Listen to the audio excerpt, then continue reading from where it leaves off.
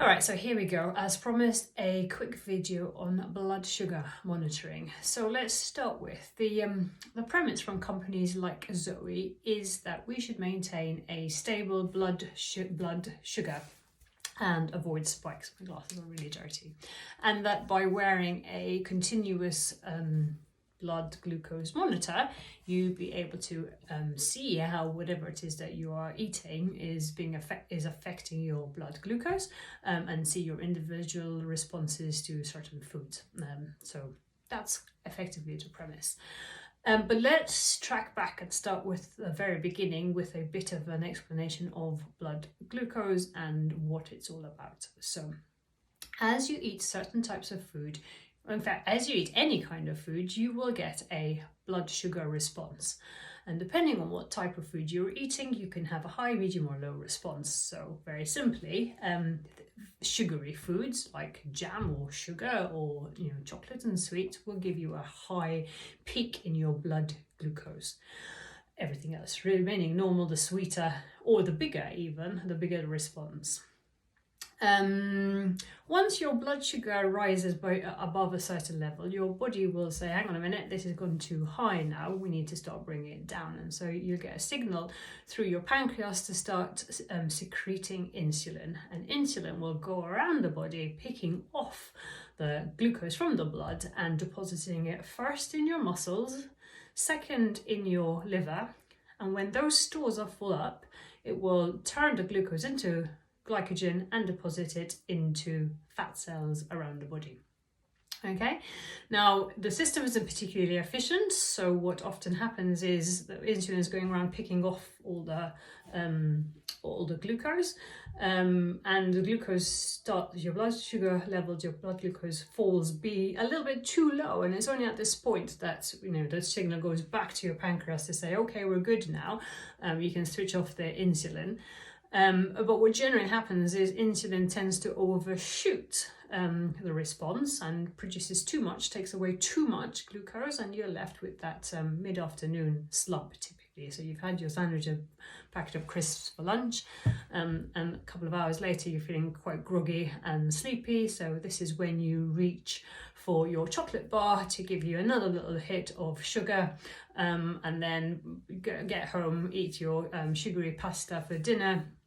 And this is where things start to get problematic. So the blood sugar spike and the insulin's bringing it down, that's normal, that's the way it's supposed to be. But because we live in a environment where there's lots of food always available, highly processed and highly sweet, we tend to go from peak to trough too many times in a day. And this, I guess, is where the problems start, because if you do that too often, your pancreas will just suddenly say, well, I'm bored of doing this is bloody pointless. So either they will start producing a constant level of insulin, or they just become completely inefficient at producing the insulin, or the cells in your body tend to not respond to your insulin. And what I'm describing now is your first stage of insulin resistance, or pre-diabetes sometimes it's called, in which your blood sugar level never really goes through the peaks and troughs that you want it to, but tends to fluctuate, but tends to be set at a too high level for too long. And this is where problems arise. And at an extreme, if you do have diabetes, there are serious problems, because elevated blood sugar for too long a time can cause nerve damage. The nerve damage can cause circulation problems, and at the extreme cause amputation of toes or feet, or below the knee in some cases. It causes problems with eyes. Has a name, but I can't remember it. Problems like it has been linked to heart attacks, also linked to kidney problems. It also makes it extremely hard to lose weight if you are resistant to insulin. So it is very serious, and in this sense, blood glucose monitoring could be helpful. But I guess the question is it worth it? And I think Zoe talks about £250 a month for the test and for the setup, and you get some other things as well. But I don't know. I haven't looked too much in detail because it winds me up. So is it worth it? I would say no, because first of all, if you're really worried, you should go to your doctor who can do you a proper test. And if it turns out that you are insulin resistant, then they can provide you with your own testing kit, but also potentially some drugs that could be very useful in helping that. And the name of the drug escapes me. I'm sure I'll get back to me at some point. I'll pop it up in a text box. So that's number one. Number two, you can actually get blood monitoring kits from Amazon for, I don't know, under 50 quid. And again, it's not a continuous thing, but you can test after meals, when you wake up, your fasting blood glucose levels, etc. And that's another nice and cheap and cheerful way to do it. And the third reason I think it's not worth it is because it's not rocket science. And the reality is, if you are over 40, say, if you're overweight, if you're inactive, if particularly you tend to store your fat around your tummy more than everywhere else, there are probably good signs that you have some amount of insulin resistance. If you snack on sugary foods quite a lot, I'm trying to think of any others, so... Okay, so yeah, and if you were therefore worried about your health and your insulin response, there's it's not that hard to figure out what you should be doing. All foods, you can look this up. They come with a glycemic index, and this is our ranking from 0 to 100 of how big and how fast the sugar response is going to be. You can also find out this thing called glycemic load, which will tell you per carbohydrate content how big the response is. So it's a little bit more refined. And they are not particularly elaborate tools. They are a bit blunt, but it tells you simple things like, sugar is going to give you a really high response. And apple, probably not so much, because actually it's got quite a lot of fiber and water in it. Anything protein or fat-based, the sugar response would be much, much slower. And, from then you can start thinking about how you structure your meals to avoid having a peak in your sugar response.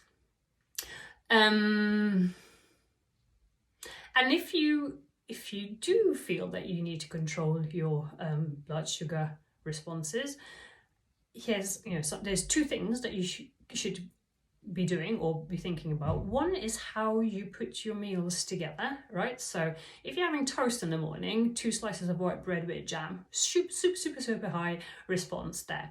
If you add a protein shake and swap your jam for butter or peanut butter, you've brought the response of that meal down substantially.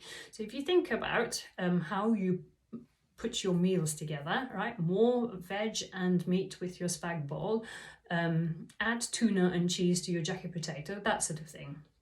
And none of this should be a surprise to you. I'm telling you to add protein and not forgo your fats in your meals. Okay. So that's the first thing that you should be doing. And the second thing you should be doing if you're worried about your sugar response is moving your body. And the best way to do this is going for a walk, especially if you've digested a whole bunch of carbohydrates, or going for exercise. And again, it's one of the things that I talk about quite frequently. If you can structure your carbohydrate high meals around your training, that would be ideal. Okay, the other thing to talk about is, and you'll see all of this waffle on Zoe or several other providers, is that it is really individualized. And so my response to a potato is going to be very different to someone else's response to a potato. And yes, I get that. That is true. Everyone's response is different. But the thing is, it is different, not just individually, but it's different day to day and moment by moment, depending on everything else that is going on in your body. And so where you are in your cycle has a huge impact on your insulin response. How tired or how well you've been sleeping is another one.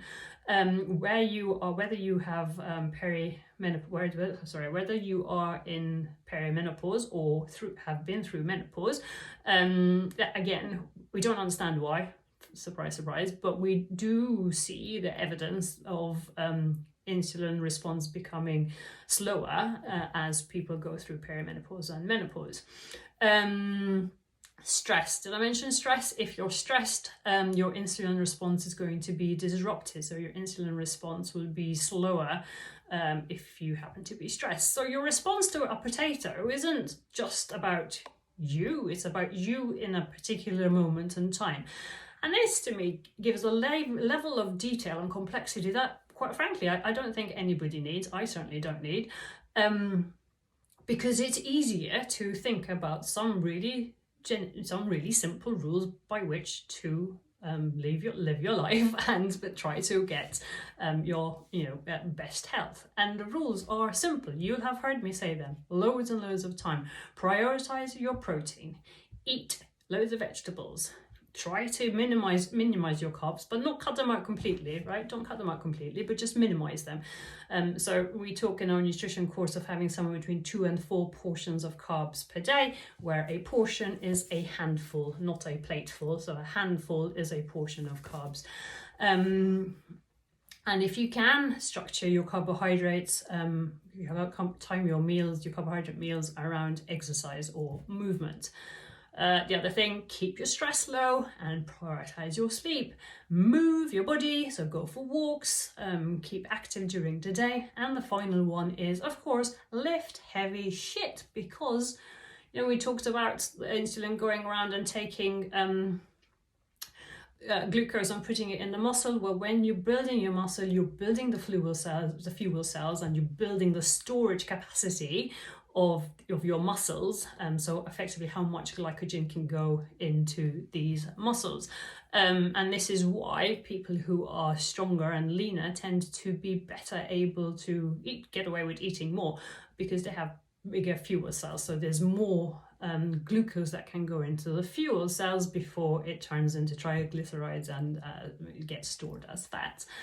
What have I got to?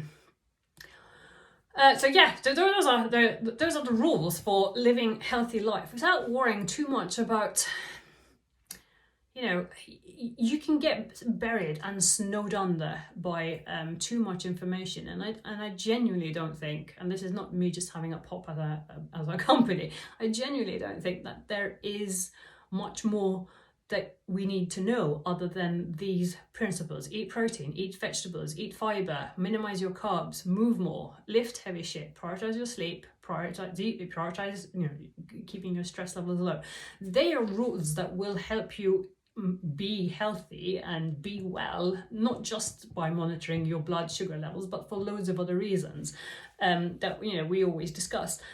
And ultimately, I don't think that we need anything more complex than that, because quite frankly that is complex enough to be doing day in, day out, consistently over weeks and months and years. We don't need any more fine tuning. If you're doing that, you're doing a bloody brilliant job, and the results will show if you stick with it consistently over time. I think that's everything I had for you today. It's already 15 minutes long, so I'm gonna log off now. I'm sure I'll remember other things I needed to say, but if you've got any questions, fire away. Bye.